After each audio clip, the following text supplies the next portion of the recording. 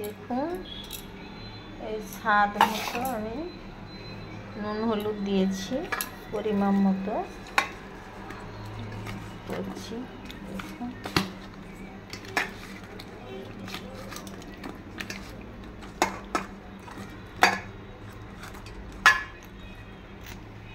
মাছ ভাজতে দিচ্ছি।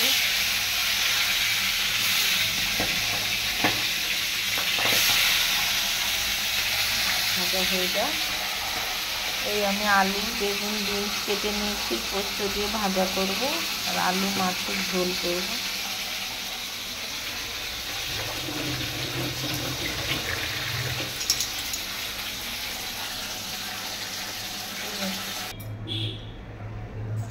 এই দেখুন আমি পোস্ত দিয়ে বেগুন আলু বিনস করে ভাজা করছি। এই যে পোস্ত দিয়েছি অল্প তেলে, দিয়ে রেখেছিলাম, দিয়ে দিচ্ছি।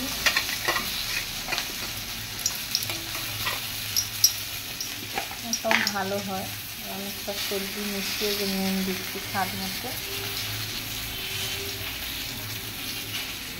হলুদের ডিব্বা দেখে হলুদ দিচ্ছি, দিয়ে নেড়ে দিচ্ছি।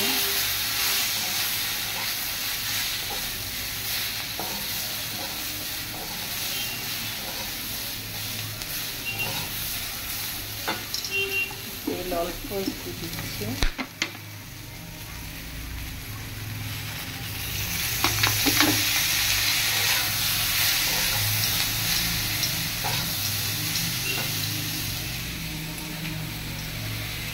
এই যে আমি পাতলা ঝোল করব, টমেটো পেঁয়াজ কুচি আলু একটা কেটে নিয়েছি, লঙ্কা 3টে, একটা রসুন কোয়া, একটু আদা কুচি নিয়েছি। এটা তুলে দেবো ঝোল।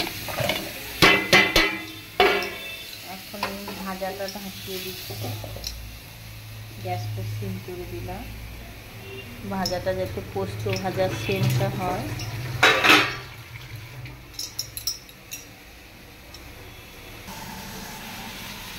দেখুন পোস্ত দিয়ে বেগুন আলু বিনস ভাজা হয়ে গেল।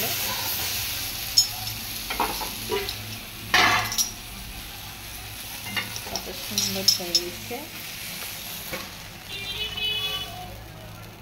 ঢেলে দিয়েছি, দেখুন সুন্দর করে পোস্ত দিয়ে ভেজে দিয়েছি, খেতে দারুণ লাগে। আমি তেল দিয়েছি, এগুলো দিয়ে দিচ্ছি। ঝোল হবে আর সবগুলো একসঙ্গে দিয়ে দিলাম। একটু ঝোল করবো তো,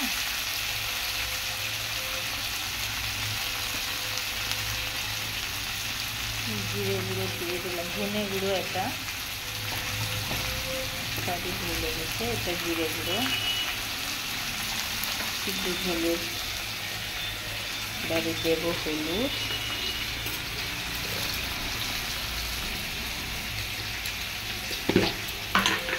জ্বালাবেন হলুদের ডিব্বাটা খুলতে হলুদ দিলাম স্বাদ মতো, এটা দিলাম নুন স্বাদ মতো নুন দিলাম।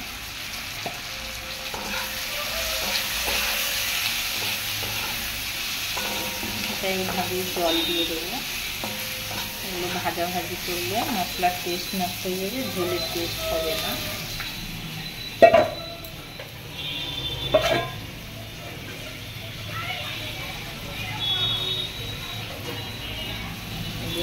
জল দিয়ে দিলাম,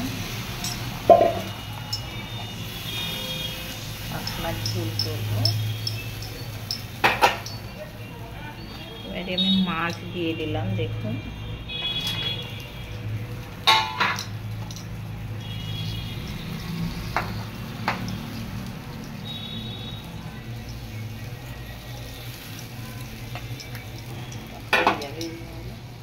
এই দেখেছো তুমি আইলে ভাজাভুজি হলো। সরো জ্বালাতো, দেখতে পাচ্ছ না? জল নেব।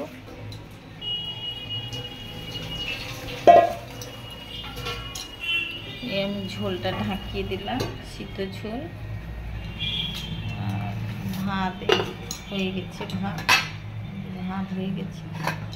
আর দেখানোর কিছু নেই। ওই ঝোলটা সিদ্ধ হয়ে গেলে আনাজটা নামিয়ে নেব। জল দেখিয়ে দিলাম, মশলা দিয়ে দিলাম, সিদ্ধ ঝোল নামিয়ে দেব। এই দেখুন সিদ্ধ ঝোল হয়ে গেল, কত সুন্দর পাতলা ঝোল।